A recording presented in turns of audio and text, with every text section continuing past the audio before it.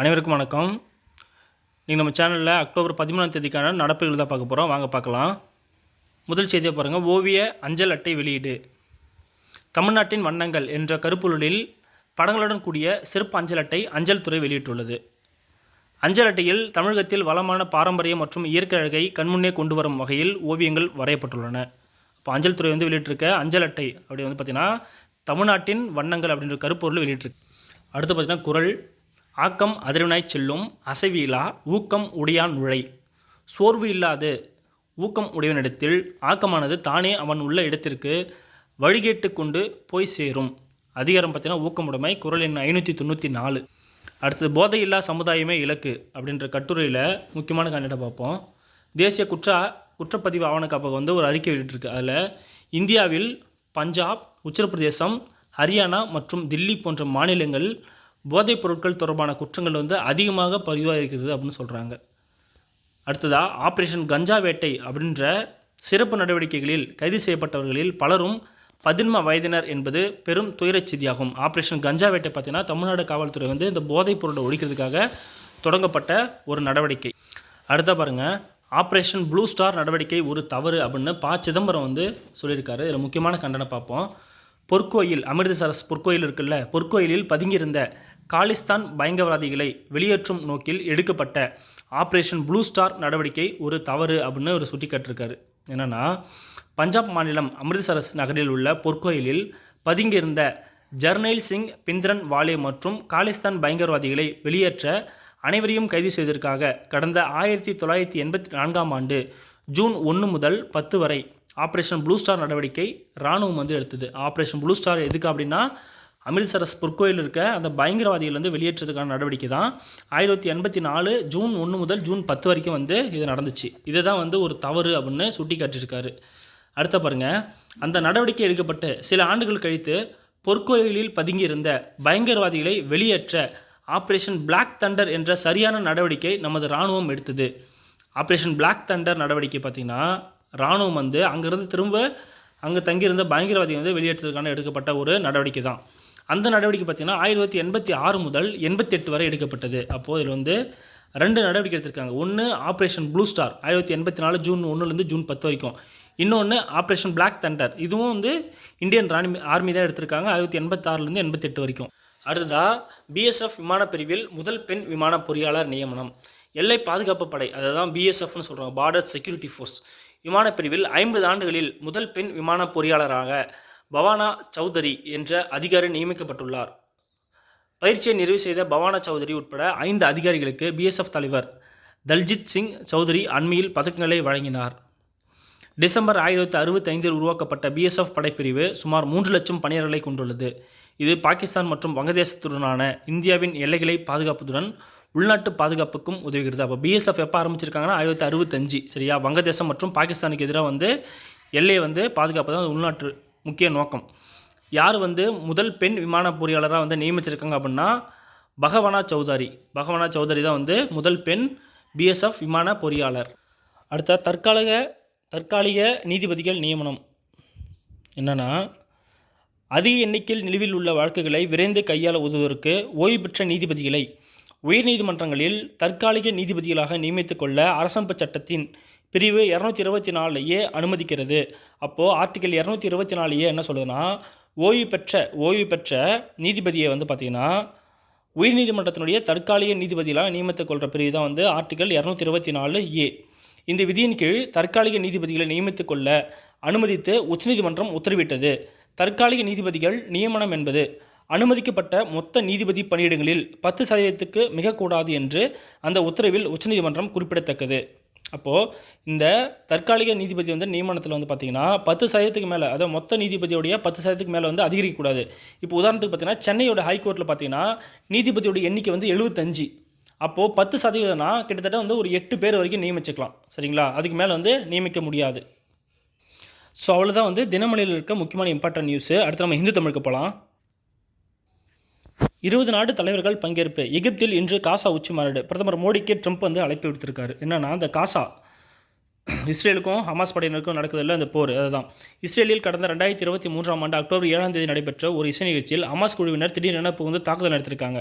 அந்த போர் வந்து இப்போ 2023 அக்டோபர் 7 நடந்த போர் வந்து இன்னமும் நடக்குது.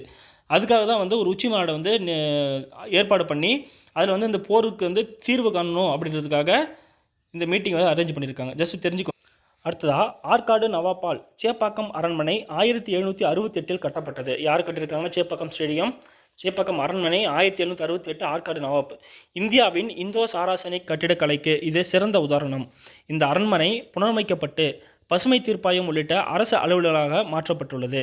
அப்போது சேப்பாக்க அரண்மனை வந்து 1768 ஆற்காடு நவாப் கட்டிருக்காரு. இந்தோ சாராசரிக் பாணியில் கட்டியிருக்காங்க. இப்போ இது வந்து புனரமைக்கப்பட்டு பசுமை தீர்ப்பாயம் உள்ளிட்ட அரசு அலுவலகமாக வந்து மாற்றப்பட்டிருக்கு. சென்னையின் தொழில்துறை அடையாளங்களில் ஒன்று பின்னி மில். 1876 தொடங்கப்பட்ட இந்த நெசவு ஆலை பக்கிங்காம் மற்றும் கர்நாடிக் மில் என்றும் அழைக்கப்பட்டது. 1900 காலகட்டத்தில் இங்கு 20,000க்கும் மேற்பட்டோர் பணிபுரிந்தனர். அப்போது சென்னை தொழில்துறை வந்து அடையாளமாக இருக்கிறது வந்து பார்த்தீங்கன்னா பின்னி மில். 1876 வந்து தொடங்கப்பட்ட இந்த நெசவு ஆலை வந்து பக்கிங்காம் மற்றும் கர்நாடிக் மில் அப்படின்னு அழைக்கப்படுது. இதில் வந்து கிட்டத்தட்ட 1900 வந்து பார்த்தீங்கன்னா 20,000 பேர் வந்து வேலை செஞ்சிருக்கு.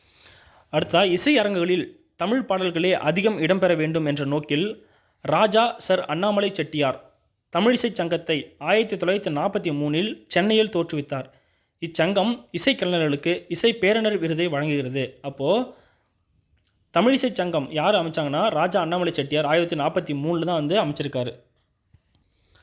தாமஸ் மொன்ரோ 1820 முதல் 1827ஆம் ஆண்டு வரை பிரிட்டிஷ் இராணுவத்தில் மேஜர் ஜெனரலாகவும் சென்னை மாகாண ஆளுநராகவும் இருந்தார்.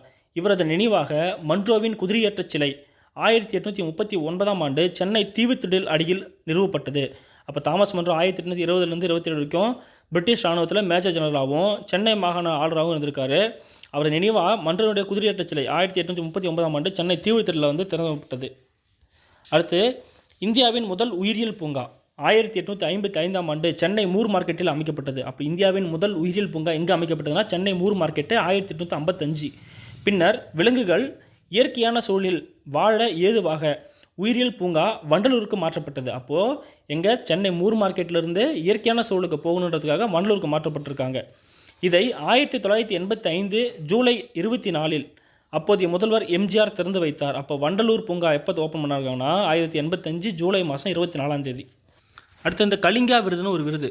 கலிங்கா அறக்கட்டளை நிறுவனர் பிஜி பட்நாயக்கின் நன்கொடை மூலம் யுனெஸ்கோவால் கலிங்கா விருது 1952 நிறுவப்பட்டது. அறிவியல் கருத்துக்களையும் கண்டுபிடிப்புகளையும் தெரிவிக்கும் தனிநபர்களுக்கு இந்த சர்வதேச விருது வழங்கப்படுகிறது. இப்போ நம்ம எப்படி இந்த நோபல் பிரைஸ் கொடுக்குறோம், அதுபோல் சயின்ஸ் ரிலேட்டடாக கண்டுபிடிக்கிறவங்களுக்கு இந்த கலிங்கா விருது வழங்கப்படுது. 1952 நிறுவப்பட்டது. யாருன்னா கலிங்கா அறக்கட்டளையால். அடுத்து பாரு, கேரளாவில் மூளை உண்ணும் அமீபா நோயால் உயிரிழந்தோர் 23ஆக உயர்வு. கேரளாவில் மூளையை உண்ணும் அமீபா நோயால் இதுவரை 104 பேர் வந்து பாதிக்கப்பட்டுள்ளனர். முக்கியமானது என்னென்னு பார்த்தீங்கன்னா, அமீபா தொற்றை முன்கூட்டியே கண்டறியும், தொற்று பரவுவதை தடுக்கவும் ஒன் ஹெல்த் என்ற திட்டத்தின் கீழ் நடவடிக்கை எடுக்கப்பட்டு வருகிறது.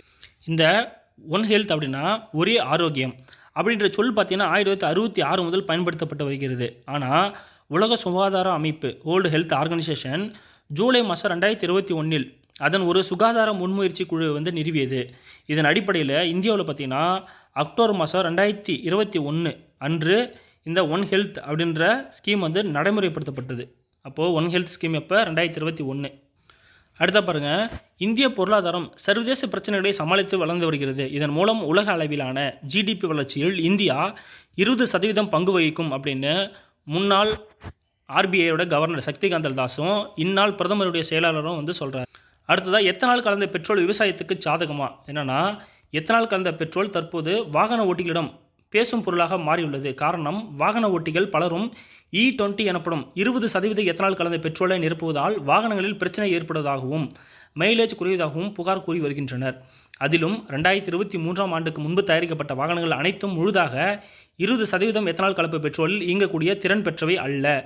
அதற்கு பொருத்தமாக ஒன்றாக தயாரிக்கப்படவும் இல்லை. இதற்கிடையில் வாகனங்களுக்கு 20% எத்தனால் கலந்த பெட்ரோலை மட்டுமே விநியோகிக்கும் அரசின் திட்டத்துக்கு எதிராக ஒரு மனு வந்து உச்சநீதிமன்றத்தில் தாக்கல் செஞ்சுருக்காங்க. இதில் பார்த்திங்கன்னா 1975ஆம் ஆண்டு கரும்பிலிருந்து கிடைக்கும் துணைப் பொருட்களான மொலாசஸ் வழியே பெறப்படும் எத்தனாலை கண்டறிந்து மேலும் பிரேசில் இயல்பாகவே கரும்பு உற்பத்திக்கு பெயர் போன நாடாகும். அதனால் அங்கே வந்து எத்தனால் வந்து தங்குதடை என்று கிடைக்குது அப்படின்னு சொல்கிறாங்க. அப்போது 1975 கரும்பு சாக்கிலிருந்து பார்த்திங்கன்னா மொலாசஸ் அப்படின்ற ஒரு பொருளை வச்சு எத்தனால் வந்து பயன்படுத்தி தயாரிக்கிறாங்க. இதில் வந்து பிரேசில் வந்து ஃபஸ்ட் இடத்துல அடுத்ததாக இந்தியாவை எடுத்துக்கொண்டால் 2001ஆம் ஆண்டிலேயே எத்தனாலில் பெட்ரோல் கலக்கும் திட்டம் வந்து தொடங்கப்பட்டது. ஆரம்பத்தில் சோதனை அடிப்படையில் 5% எத்தனால் கலந்த பெட்ரோலை குறிப்பிட்ட சில பெட்ரோல் நிலையங்களில் விற்பனை செய்தனர். பின்னர் 2003ஆம் ஆண்டு முதல் எத்தனால் கலந்த பெட்ரோல் 9 மாநிலங்கள் 4 யூனியன் பிரதேசங்களில் விற்பனைக்கு வந்தது. அப்போ 2001 பார்த்தீங்கன்னா 5% வந்து எத்தனால் வந்து கலந்து குறிப்பிட்ட இடத்த மட்டும் விற்பனை செஞ்சுட்டு வந்தாங்க. 2003க்கு அப்புறம் 9 ஸ்டேட்லேயும் 4 யூனியன் டெரிட்டரிலையும் வந்து விற்பனைக்கு வந்தது.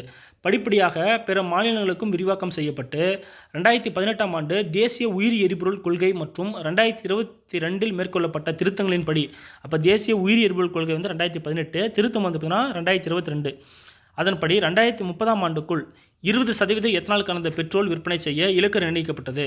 அதற்கு ஏதுவாக 2023ஆம் ஆண்டே குறிப்பிட்ட மாநிலங்களில் சோதனை கொண்டாட்டமும் நடந்தது. இதன் அடிப்படையில் தமிழ்நாடு 2023ஆம் ஆண்டே தமிழ்நாடு எத்தனால் கலவை கொள்கையை அறிமுகப்படுத்தியது. அப்போது சென்ட்ரல் எப்போ எத்தனால் கொள்கைன்னு பார்த்தீங்கன்னா 2018, திருத்தம் வந்து 2022. ஆனால் தமிழ்நாட்டில் பார்த்தீங்கன்னா 2023 தான் அந்த கொள்கையை வந்து அமல்படுத்துகிறாங்க. இக்கொள்கைப்படி கரும்பு, மக்காச்சோளம், அரிசி போன்றவற்றில் இருந்து எத்தனால் தயாரித்து கொள்ளலாம். அதோடு அது தொடர்பாக ஆலைகளை நிறுவுவதற்கு தனியார் மற்றும் கூட்டுறவு நிறுவனங்களுக்கும் ஊக்கத்திட்டங்களுக்கும் அறிவிக்கப்பட்டிருந்தன. தற்போதைக்கு தமிழ்நாட்டிலும் 20% எத்தனால் கலந்த பெட்ரோல் விற்கப்படுகிறது. ஸோ இது வந்து பார்த்திங்கன்னா காலநிலை மாற்றத்துக்கான அந்த கண்டென்ட்டில் வந்து மெயின்ஸில் போட்டு எழுதுறதுக்கான கண்டென்ட் தான் இது. E20 சரிங்களா, எத்தனால் 20. ஸோ வந்து இதோடைய ஹிஸ்ட்ரியை ஃபுல்லாக பார்த்துக்கோங்க, முக்கியமான பாயிண்ட்ஸில் நோட் பண்ணிக்கோங்க. அடுத்த இந்திய உச்சநீதிமன்றம் 1950 ஜனவரி 28 அன்று நிறுவப்பட்டது. உச்சநீதிமன்றத்தின் முதல் தலைமை நீதிபதியாக HJ கானியான்னு சொல்லுவோம். அந்த HJக்கு ஃபுல் ஃபார்ம் பார்த்தீங்கன்னா ஹரிலால் ஜெகிசுந்தாஸ் கனியா ஆவார். இவர் 1951 நவம்பர் 6ஆம் தேதி வரை பதவி வகித்தார். 50 ஸ்டார்ட் பண்ணி 51 நவம்பர் வரைக்கும் பதவி வச்சிருக்காரு. அப்போ யார் முதல் உச்சநீதிமன்ற தலைமை நீதினு பார்த்தீங்கன்னா HJ கானியா, ஹரிலால் ஜெகிசுந்தாஸ் கனியா.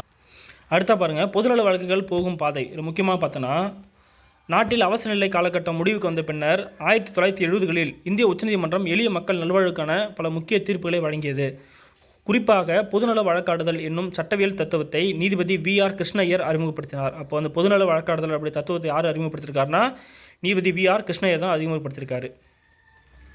இந்த உச்சநீதிமன்றத்தின் இத்தகைய தீர்ப்புகளை வந்து பார்த்தீங்கன்னா ஜுடிஷியல் ஆக்டிவிசம் என்று சட்ட அறிஞர்கள் சிலர் வந்து அடையாளப்படுத்தினர். எதுனா இந்த பொதுநல வழக்கில் வந்து வெளியிடப்படுற தீர்ப்புகளை வந்து ஜுடிஷியல் ஆக்டிவிசம் அப்படின்னு சிலர் வந்து அடையாளப்படுத்துகிறாங்க. இந்த பொதுநல வழக்கை வந்து பயன்படுத்தி என்ன பண்ணலாம், மனித உரிமை தளத்தில் மட்டுமல்லாமல் சுற்றுச்சூழல் பாதுகாப்பு, நீர்நிலை பாதுகாப்பு, பெண்கள் பாதுகாப்பு என பல துறைகளிலும் நீதிமன்றம், மாநில உயர்நீதிமன்றங்களும் தொடர்ச்சியாக பல தீர்ப்புகளை வந்து வழங்கி வந்தது. அதன் அடிப்படையில் குறிப்பாக TK பாசு என்பவர் பதிவு செய்த வழக்கில் காவல்துறையினர் ஒரு நபரை கைது செய்யும் போது பின்பற்ற வேண்டிய நெறிமுறைகளை நீதிமன்றம் வழங்கியது. அப்போ TK பாசு அப்படின்னா வந்து ஒருத்தர் வந்து கைது செய்கிறப்போ காவல்துறை வந்து என்னென்ன நடைமுறை வந்து பின்பற்றணும் அப்படின்னு அந்த வழக்கில் சொல்லியிருக்காங்க. பின்னாட்களில் இந்த நெறிமுறைகள் சட்டமாகவே ஏற்றப்பட்டது. அதே போல் விசாகா என்பவர் தாக்கல் செய்த பொதுநல வழக்கில் பார்த்திங்கன்னா உச்சநீதிமன்றம் பிறப்பித்த உத்தரவின் அடிப்படையில் தான் பொது இடங்களிலும் பணி செய்யும் இடங்களிலும் பெண்கள் பாதுகாப்பதை உறுதி செய்யும் வகையில், பெண்களுக்கு எதிரான பாலியல் துன்புறுத்தல்களை தடுக்கும் வகையிலும் விசாகா கமிட்டிகளை உருவாக்குது உள்ளிட்ட சட்டப்பூர்வ ஏற்பாடுகள் வந்து செய்யப்பட்டிருக்கின்றன. அப்போ விசாகா கமிட்டி எதுனா வந்து பொது இடத்துல வந்து பெண்கள் வந்து பாதுகாப்பு கருதி ஏற்றப்பட்ட சட்டம் தான் வந்து விசாகா கமிட்டி வந்து அதுக்காக அமைச்சாங்க. அடுத்ததாக குறிப்பாக இந்த சுற்றுச்சூழல் பற்றி பேசியிருக்கப்போ குறிப்பாக MC மேத்தா என்னும் வழக்கறிஞர் தொடுத்த பொதுநல வழக்கில் காற்று மாசுவை தடுப்பதற்கான தீர்ப்பை உச்சநீதிமன்றம் வழங்கியது. அதே போல் தாஜ்மஹாலை பாதுகாக்கும் நோக்கில் சுற்றிலும் உள்ள பல நச்சு ஆலைகளை மூட உச்சநீதிமன்றம் வந்து உத்தரவிட்டது. அப்போது TK பாசு பார்த்தீங்கன்னா காவல்துறை வந்து ஒருத்தர் கைது செய்கிறப்போ என்ன நடவடிக்கை பின்பற்றணும்னு சொல்லியிருக்காங்க. விசாகா அப்படின்ற தொடுத்த வழக்கில் பார்த்தீங்கன்னா பெண்கள் வந்து பாதுகாப்பு கருதி பணியிடத்தில் வந்து பாதுகாப்பு கருதி சொல்லியிருப்பாங்க. மேத்தா வந்து பார்த்தீங்கன்னா சுற்றுச்சூழலை பற்றி சொல்லியிருப்பாங்க. இதை பயன்படுத்தி நீர்நிலை பாதுகாப்பை சிறப்பு சட்ட விதிகளை உருவாக்க வேண்டும் என உயர்நீதிமன்றம் உத்தரவிட்டது. இதனை பின்பற்றி 2006ஆம் ஆண்டு நீர்நிலைகளை பாதுகாப்பதற்கான சிறப்பு சட்டத்தை தமிழ்நாடு அரசு இயற்றியது. அப்போ நீர்நிலையை பாதுகாப்பதற்கான சிறப்பு சட்டத்தை தமிழ்நாடு அரசு எப்போ இயற்றியதுனா 2006. இதில் அந்த விசாகா கமிட்டி பார்த்திங்கன்னா 1997ஆம் ஆண்டே உருவாக்கியிருப்பாங்க இந்த விசாகா கமிட்டி. ஓகே ஃப்ரெண்ட்ஸ், அவ்வளோதான் வந்து இன்றைய தினத்துக்கான தினமணி மற்றும் தி இந்து தமிழில் இருந்த முக்கியமான நியூஸு. நம்ம தொடர்ந்து நம்ம சேனலுக்கு வந்து ஆதரவு கொடுங்க. சேனலை பிடிச்சா லைக் பண்ணுங்கள், சப்ஸ்கிரைப் பண்ணுங்கள், உங்கள் ஃப்ரெண்ட்ஸுங்களுக்கு ஷேர் பண்ணுங்கள். Okay, thank you to all.